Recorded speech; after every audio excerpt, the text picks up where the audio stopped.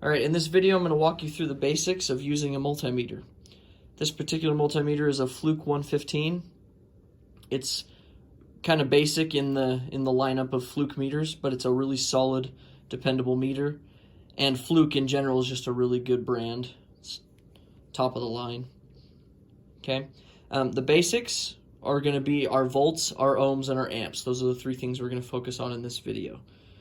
Okay, and to help us out with this, we're going to use this electro trainer, and I have a simple circuit with a power wire, a bulb, and a ground wire. Okay, so we're going to start with volts. Volts is the most common measurement that you will usually take in the automotive world. And everything on a car, well, almost everything on a car, is volts DC. So that's where you're going to be most of the time. Notice it's a V with a straight line over the top. If you're doing one of the couple tests that there are that you'll need volts AC, then you flip it over to here. Okay, so to measure voltage, you need to understand that your leads are going to be measuring the difference between what I'm touching here and what I'm touching here. So you're touching from the outside of the circuit in, and you're measuring the difference. So a great example of this is if I were to touch the battery ground and battery positive, what's the difference between power and ground? Well, on this, it's 13.96 volts.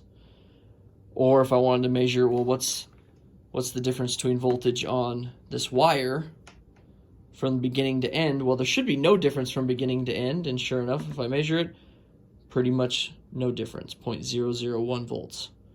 Okay, so that's how you measure voltage using your multimeter. The next setting we're going to use is ohms. Ohms is a little different. In order to measure ohms or resistance, you have to have the component disconnected from the circuit. So we're going to take this wire out, for example, and I'm going to touch the beginning and the end of this wire, and we can see that, oh, the resistance on this wire is 0.2 ohms. If I wanted to measure the resistance of the bulb, you could pull it out of the circuit, touch your leads like this, and 7.2 ohms. Okay. Now, I'm not a huge fan of using resistance measurements to diagnose problems in a circuit. A more accurate way of finding if there's high resistance somewhere that there shouldn't be is you go back to your volt setting and you actually do what's called a voltage drop measurement, which is just simply finding out, okay, well, the only thing in this circuit that should be dropping voltage is my bulb, and I know that my battery has 13.96 volts. Well, my bulb is dropping 13.96 volts, so it is the resistance in the circuit, and everything else in the circuit has no resistance because it's dropping no volts. So that's just a more accurate way of doing things because you're doing it while it's actually functioning in the circuit. So when it comes to ohms or resistance, the thing I use the most is just simple continuity testing. Continuity means you're testing to find out if there's a continuous path between point A and point B. And my favorite method of doing that is to turn it to the buzzer. Right, we're still in resistance, we're still reading ohms, but I've turned on this buzzer setting, which now means that when it finds continuity, it beeps at me. Takes an ohm reading and it beeps at me.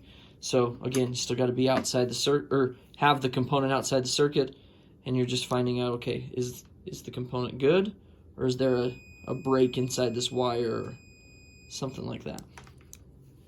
Okay. The last setting we're going to show you is amps. Now, amps is kind of a scary one because amps are going to be measured by allowing current to flow through the meter. And since we have current flowing through the meter, it can blow this 10 amp fuse that's inside, which is not a very cheap fuse, especially on these Fluke meters. So I don't want to have to replace it, nor do I want to have to waste time opening this thing up to get to it.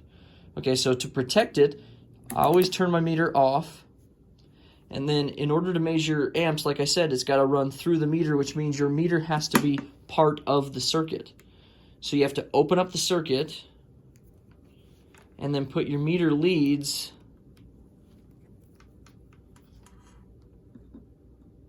in series with the circuit here, right, inside. Now once you're set up, then you can go ahead and move this over. You'll notice that the A is over here, so you got to move this over to read amps. And now you can see that my circuit's on, through my meter, and then I'll turn it to the amp setting and take a reading. So this bulb is pulling 0.209 amps. Done.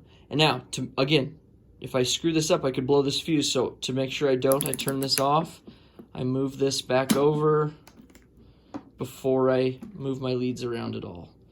If by accident you accidentally touch these together while you're on your amp setting, or you touch outside the circuit as if you were doing a voltage measurement, both of those could blow your fuse, and it's just really annoying, like I said before, so be careful with that. All right, those are your basics for using a multimeter.